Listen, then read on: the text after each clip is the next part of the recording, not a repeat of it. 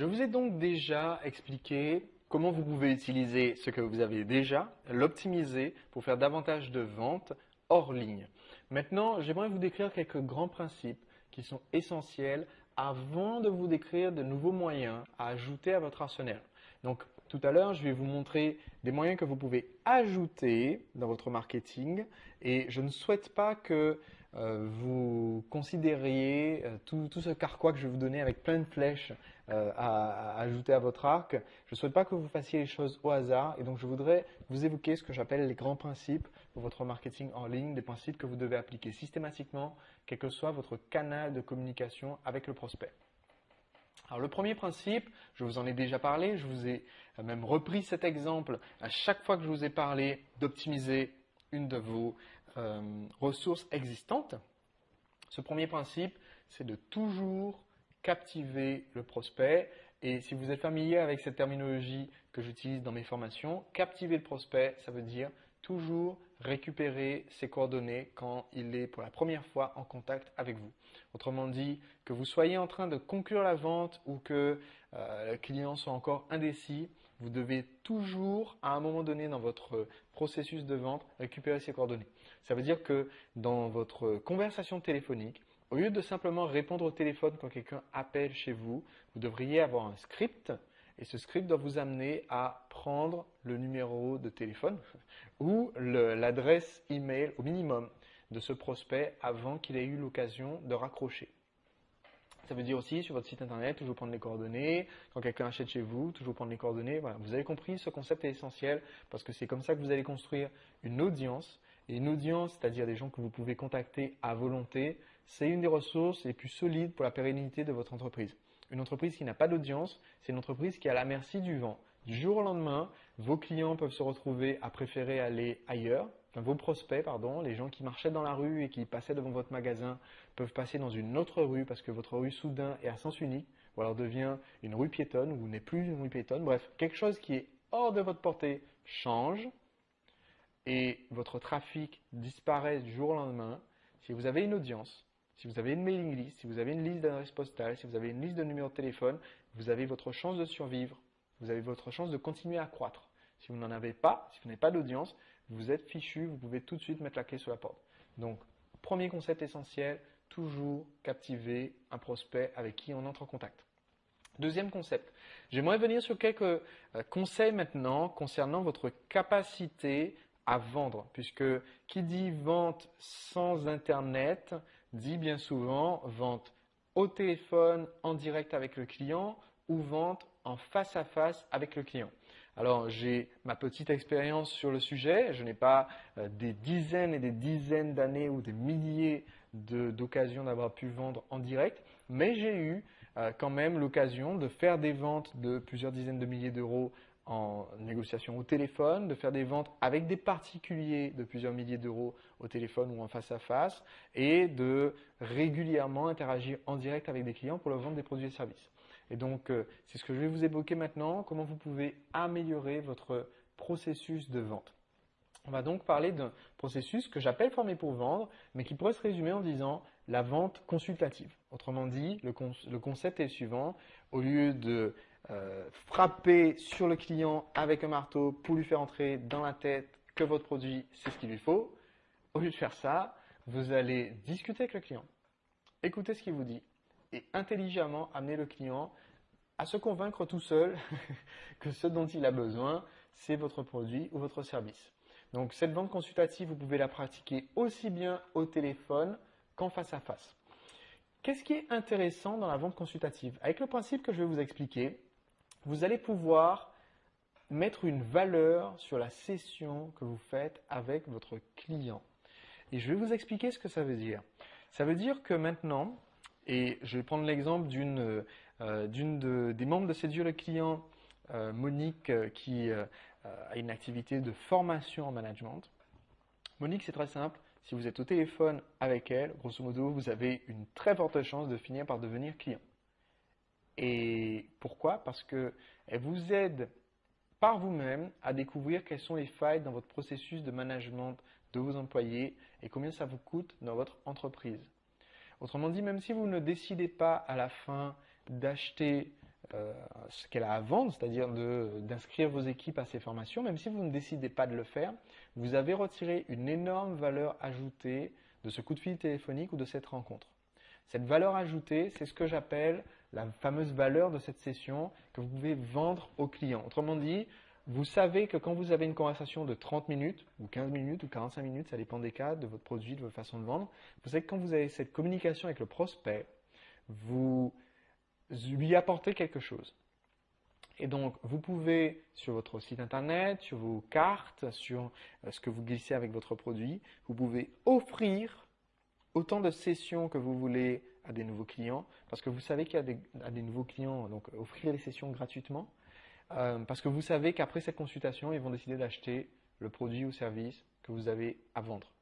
Et ça vaut particulièrement, évidemment, pour ceux qui travaillent dans le coaching. Ça vaut évidemment pour ceux qui travaillent dans tous les métiers de prestation intellectuelle, parce que vous allez pouvoir discuter avec le client ou lui offrir une séance d'essai en sachant qu'il y a une très forte chance que la personne l'achète au final. Sur mon activité, je vais reprendre encore cet exemple, sur cette activité d'école de danse, je sais que statistiquement, si 10 personnes entrent dans une pièce pour que je leur montre comment danser la salsa, sur les 10 personnes, je vais avoir en moyenne une personne qui n'est pas de la ville, qui est de passage dans la ville et qui est venue pour s'amuser, passer un bon moment. Donc cette personne-là ne va pas compter dans mes clients. Je vais avoir une personne comme ça, je vais peut-être avoir une personne qui ne va pas signer parce qu'elle n'a pas les moyens ou parce que ce n'est pas le moment. Et grosso modo, je vais avoir 8 personnes qui vont s'inscrire soit à l'unité, soit en abonnement pour venir à un cours. Parce que j'ai petit à petit perfectionné mon système de vente, mais je sais que cette session d'essai a de la valeur pour le client, donc je peux l'offrir gratuitement et je sais que moi ça me rapporte énormément, 8 cas sur 10, ça me ramène quelqu'un qui va devenir un client et un client fidèle. Le gros avantage de la vente consultative, c'est que ça vous démarque de la concurrence. Autrement dit, tout simplement, vos concurrents, ils en sont encore au mode marteau, on frappe sur le client jusqu'à ce qu'il décide d'acheter. Et si je vends un bijou et un sac et que quand le client rentre dans ma boutique, au lieu de lui dire « Bonjour, est-ce que je peux vous aider ?» et de répondre la réponse « Qu'est-ce que vous répondez vous quand on vous demande dans une boutique « Bonjour, est-ce que je peux vous aider ?»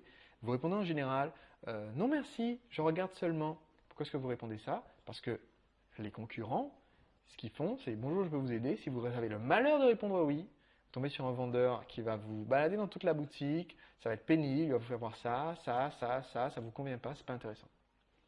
Comment vous vous démarquez de la concurrence avec la vente consultative? Imaginons, je vends mon bijou ou mon sac dans ma boutique. Je vais dire au client, non pas bonjour, est-ce que je peux vous aider? Je vais dire au client, bonjour, vous tombez bien. Bonjour, vous tombez bien. Alors, il y a des conseils pour ça dans des livres que je vais vous recommander. D'ailleurs, je vais vous recommander maintenant 2 livres. Le premier livre, c'est un livre de J. Abraham. Alors, je vais vous noter ces 2 références tout de suite, comme ça vous les aurez. Alors, malheureusement, ces 2 ouvrages sont de langue anglaise.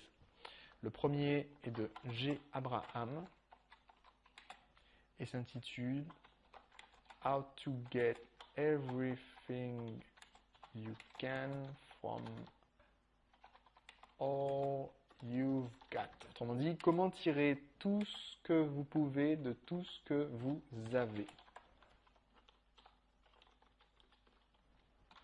Le deuxième est de Chet Holmes et s'appelle La machine de vente ultime. The Ultimate Sales Machine. Voilà.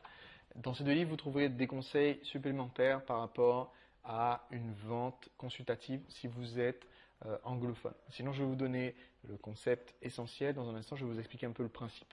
Mais imaginons donc que votre cliente, vous l'accueillez en lui disant « Bonjour, vous tombez bien en ce moment, on a un nouvel arrivage de bijoux ou en ce moment, on a des offres spéciales sur les bijoux. Mais avant de pouvoir vous conseiller, j'aimerais savoir tout simplement ce que vous recherchez comme sac, comme bijou, ou alors avec quoi vous souhaiteriez le porter. Vous posez une question intéressante qui va vous aider à cibler ce que vous allez proposer à ce prospect. Là, ça vous démarque tout de suite de la concurrence parce que pour la première fois, quelqu'un s'intéresse vraiment à ce que ce client est venu acheter au lieu de s'intéresser à ce qu'on peut lui vendre. Donc, ça va être pour cette personne très très intéressant et voici le principe. Le principe de la vente consultative, c'est premièrement de découvrir la situation du client, poser les bonnes questions, Donc là, ça va complètement dépendre de votre secteur d'activité. Je sais par exemple que les bonnes questions pour vendre une consultation de marketing, quand je rencontre quelqu'un, c'est en général de lui demander quel est son secteur d'activité. Je commence par demander le secteur d'activité. Quel que soit le secteur d'activité, c'est un secteur qui est très concurrencé. Bon, donc je peux répondre ça. Alors je vous donne le scénario. Imaginons que quelqu'un vient et qui est peut-être intéressé par une session de consultation marketing. Je lui demande son secteur d'activité. Il me dit voilà, je vends des chaussures en peau de yak importées de la Mongolie du Sud. Okay. Il dit ben voilà, c'est un secteur très concurrencé, surtout avec les grandes enseignes qui cassent les prix. Donc il faut se démarquer.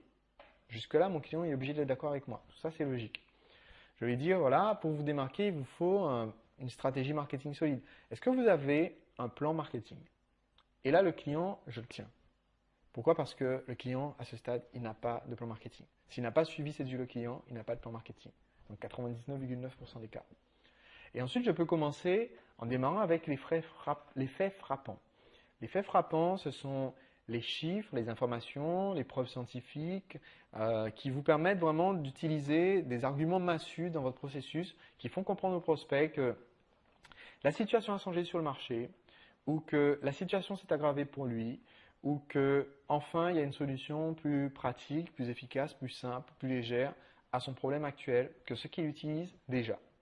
Donc un fait frappant si je vends des produits cosmétiques, ça va être de dire 97% des produits qu'on trouve sur les étagères des supermarchés sont des produits qui contiennent, je ne sais pas c'est quoi le truc à l'heure du jour, ça va être du parabène ou de l'alumine.